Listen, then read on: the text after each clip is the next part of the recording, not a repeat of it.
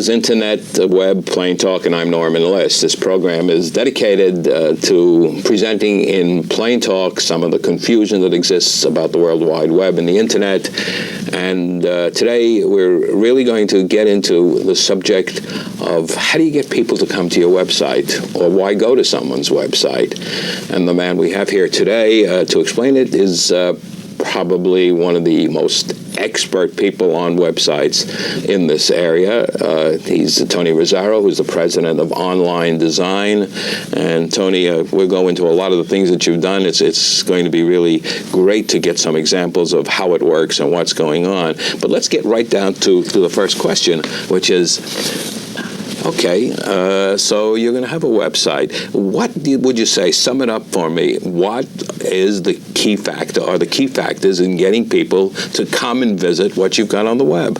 Well, first and most importantly, it's content, what you actually put up on the site. But I would say that 50% of actually having a successful website is just what you're asking. Now what? What happens after you've built the site? Will people come? And a lot of things that you can do are interrelated naturally, because that... No, wait a minute. You say content.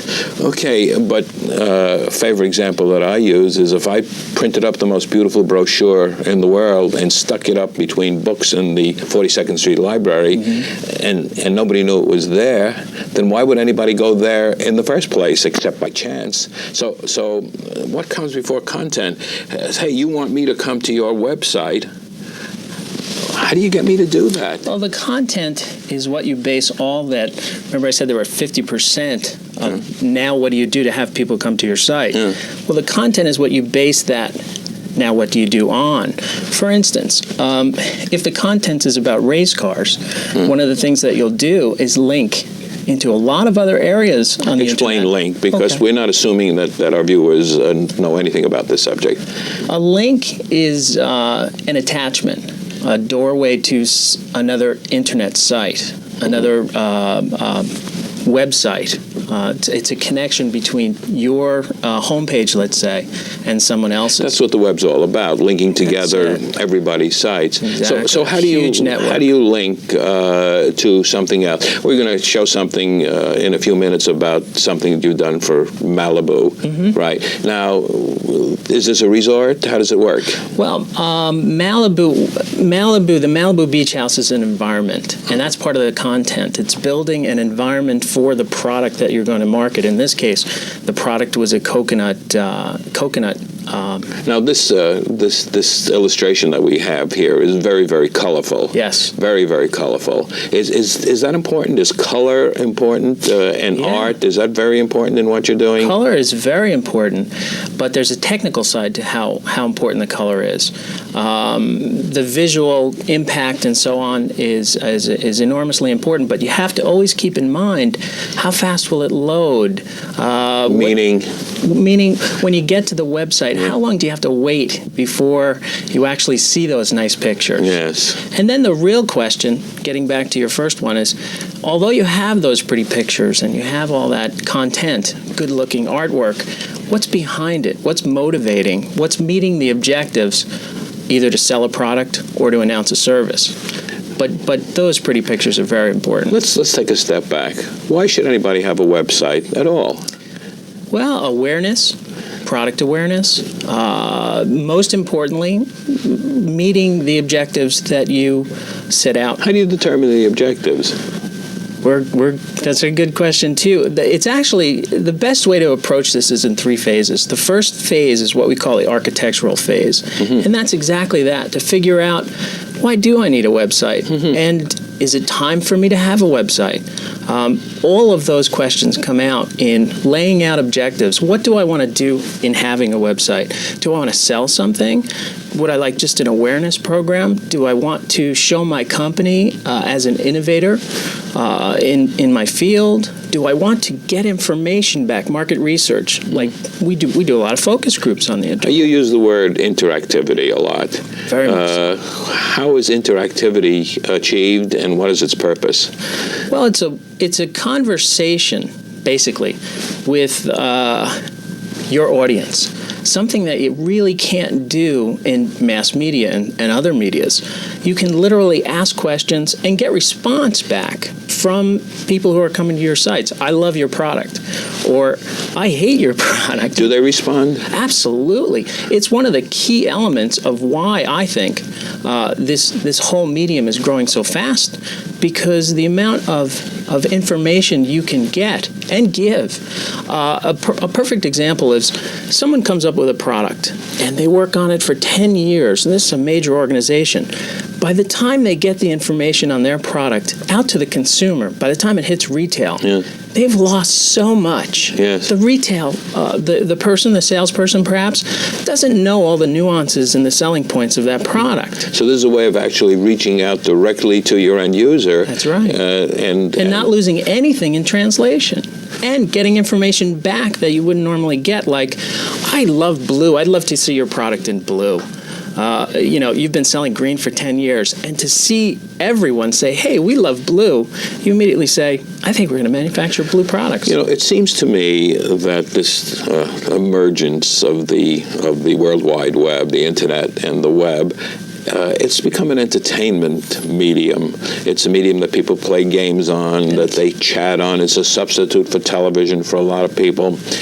In establishing a site, a commercial site, is the entertainment factor an important factor? Very much so.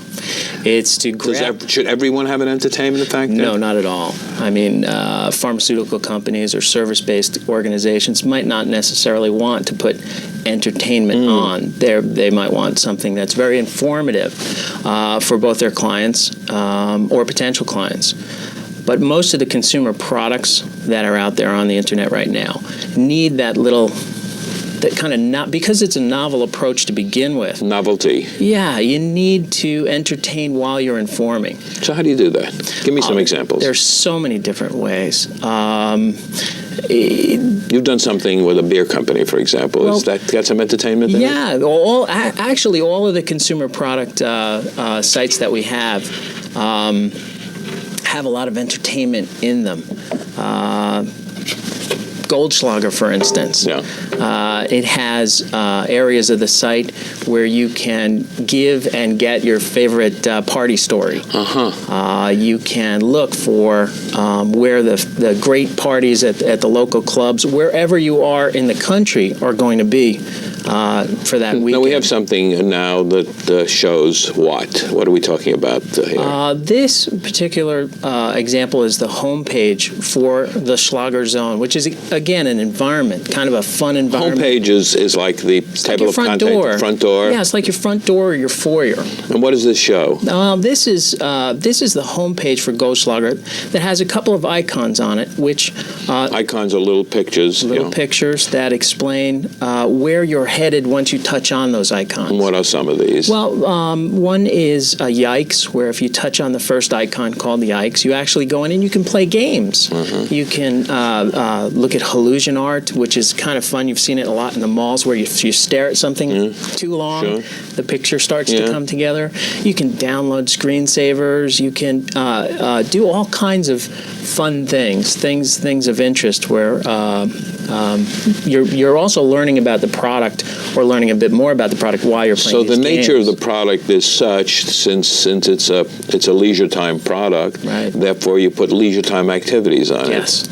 Yeah. And what happens if you point to one of the icons? Does it move you on to something else? That's exactly what happens. The icons serve as doorways. Think of the homepage as your front door or foyer, but those icons are doorways that lead you into other rooms. And those rooms could go on. And for people who are not sure of this, all you do is point to it with your mouse and click. And it takes you automatically to the next one. That's right. That's right. Similar to a link. You point, click, and it brings you to the next location. Yeah, and the links with other organizations are all underlined and in color, and you just point and click on them, it just takes you. That's the wonder of the World Wide Web, which people who don't know find amazing, is that all the computers in the world are tied together through a local telephone call. I know, that's wild, isn't it? It's an amazing concept, isn't it? Yeah, it really is. So what happens, just to stay with this, when you move on to one of the icons?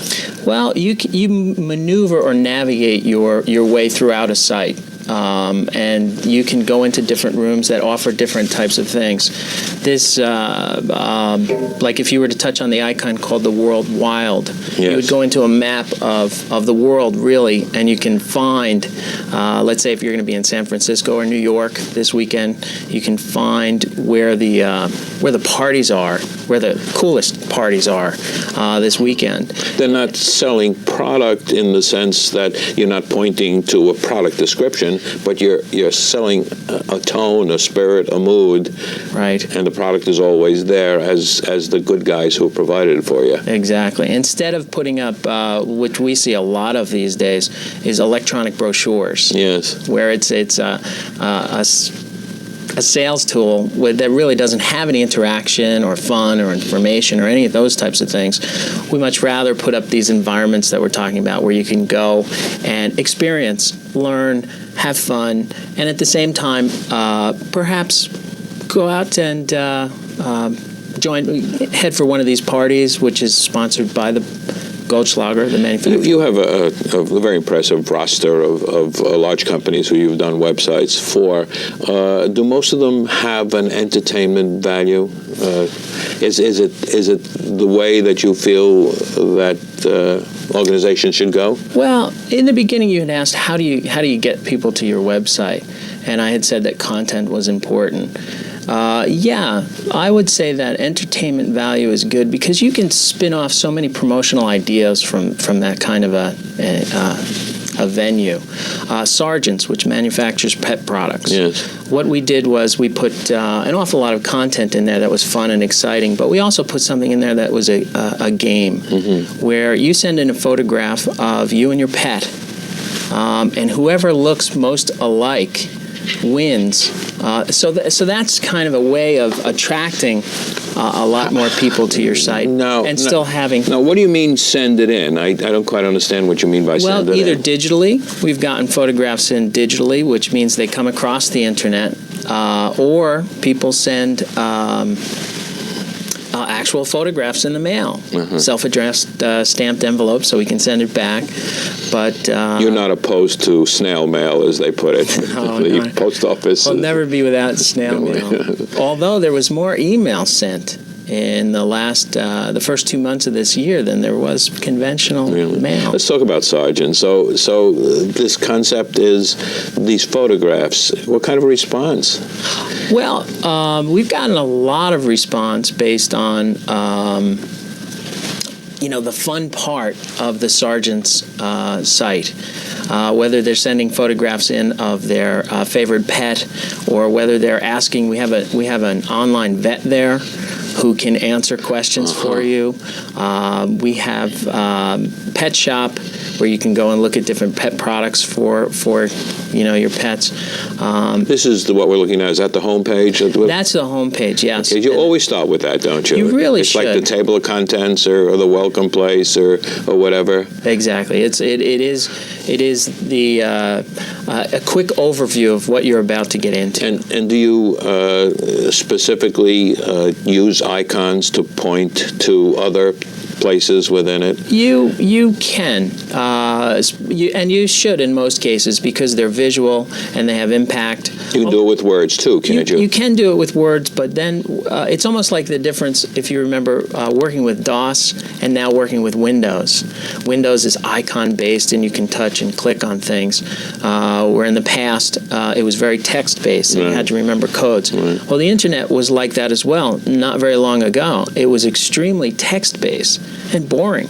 And now the use of icons and pictures really brings it into a whole new It is a new world. I do want to remind our viewers that we're talking today about how do you get people to come to your website and some of the details of keeping websites interesting. And my guest today is Tony Rizzaro of Online Design, who is highly qualified because of all the websites and the marketing of them that he has been doing. Let's go on from this point. We've talked about entertainment. We've talked about getting people to come there. Why are people establishing websites in such great numbers? Is it because they want to be there and learn it? Because, as I understand it, nobody has at this point quite said this is a great selling tool. Mm-hmm. We hear some examples of it. So why are so many people saying, got to have a website, got to have a website? Right.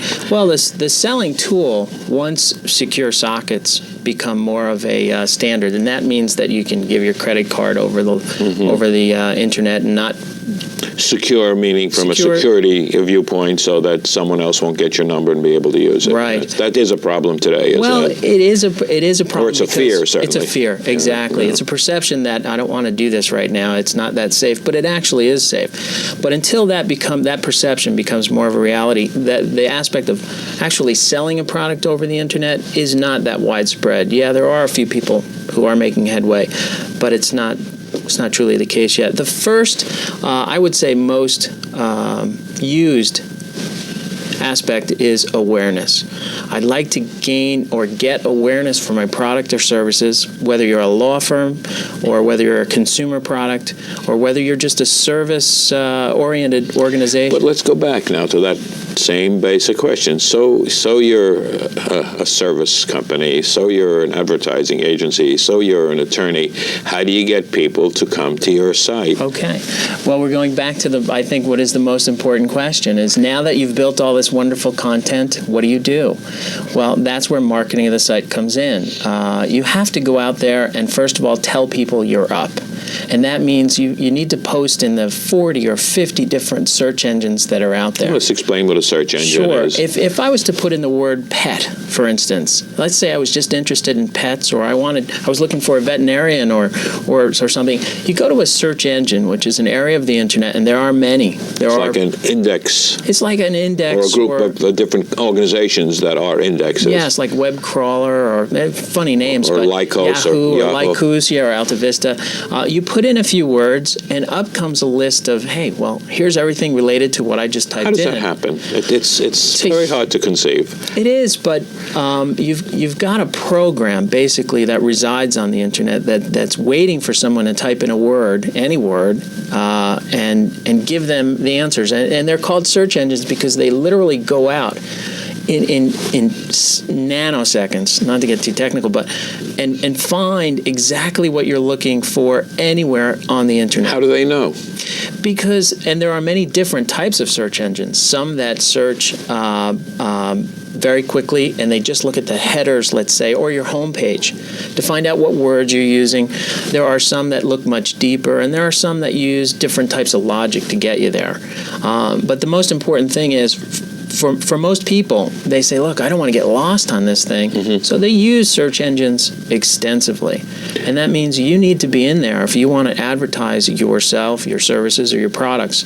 But that's only the beginning. It goes much, much deeper than that. Is it easy to get these search engines to list you? That's a good question. In some cases, yes. In some cases, it's automatic.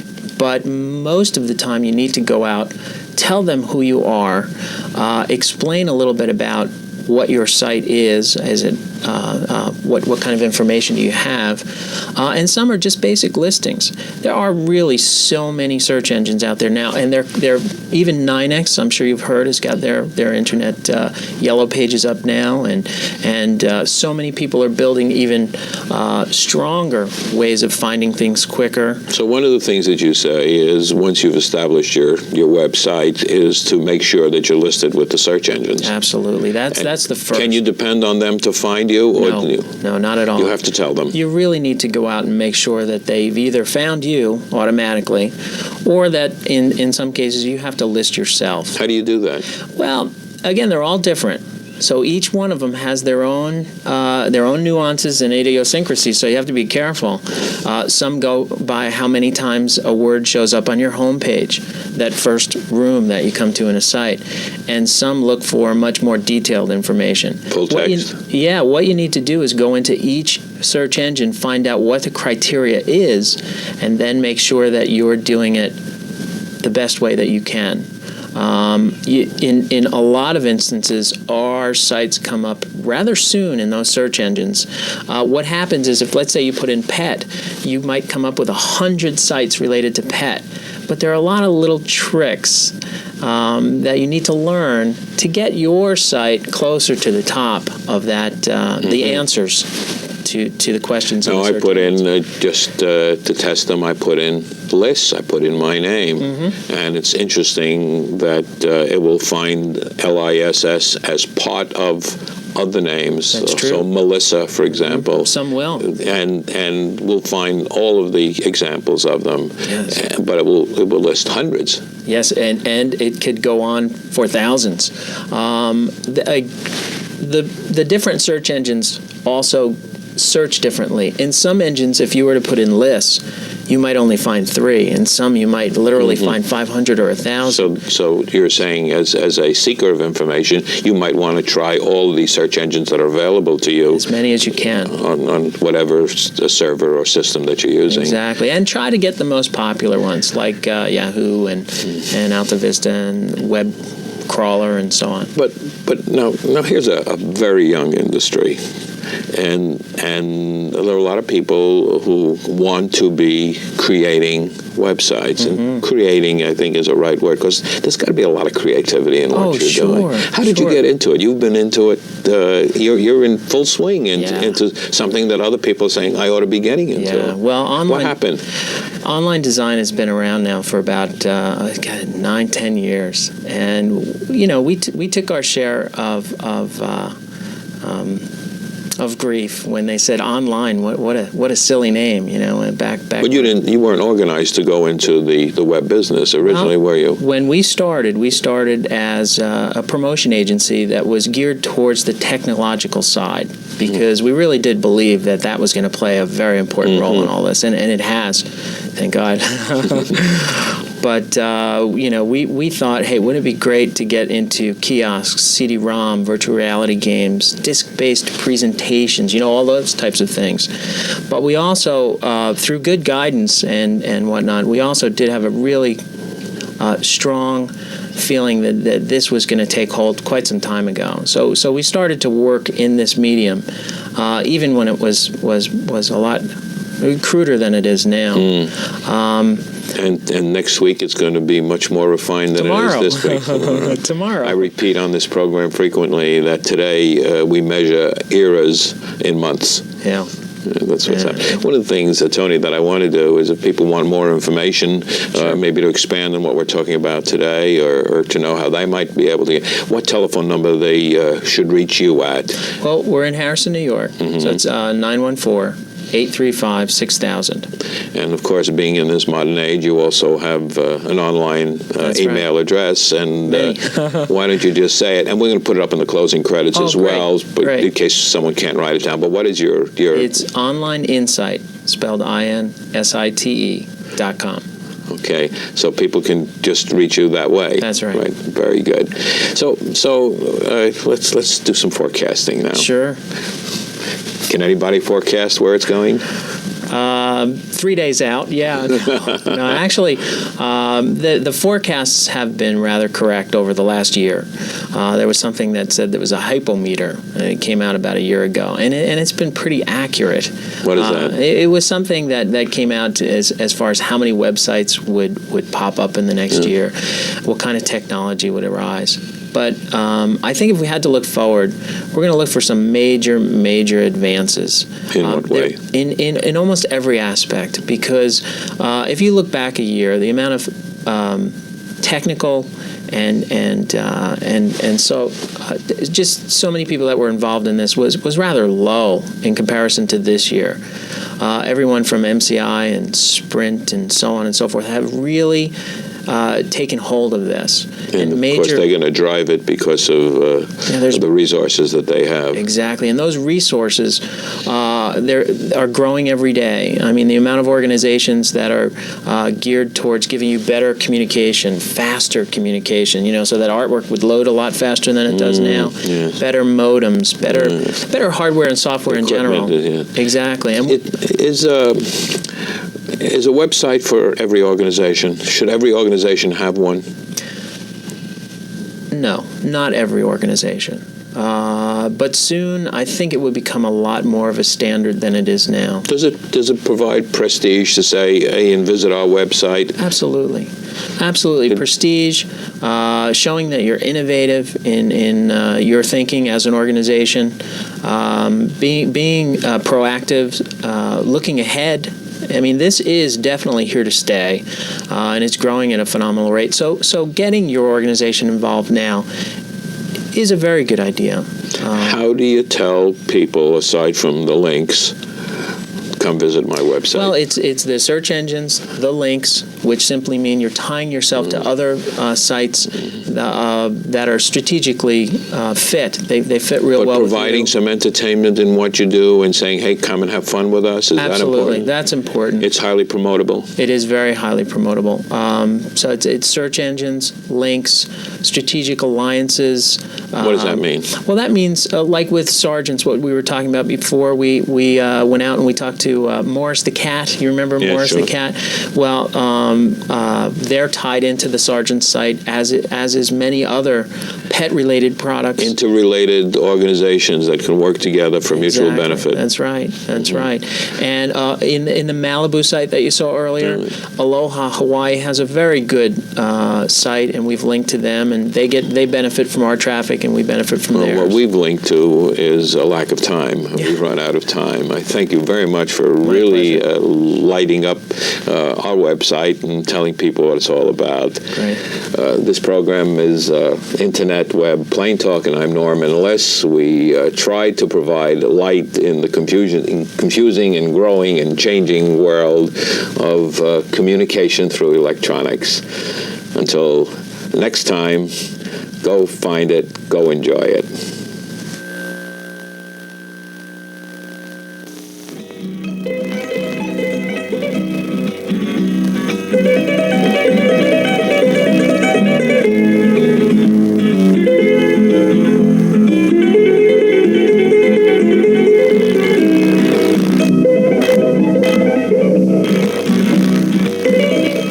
Join me as we explore places to go in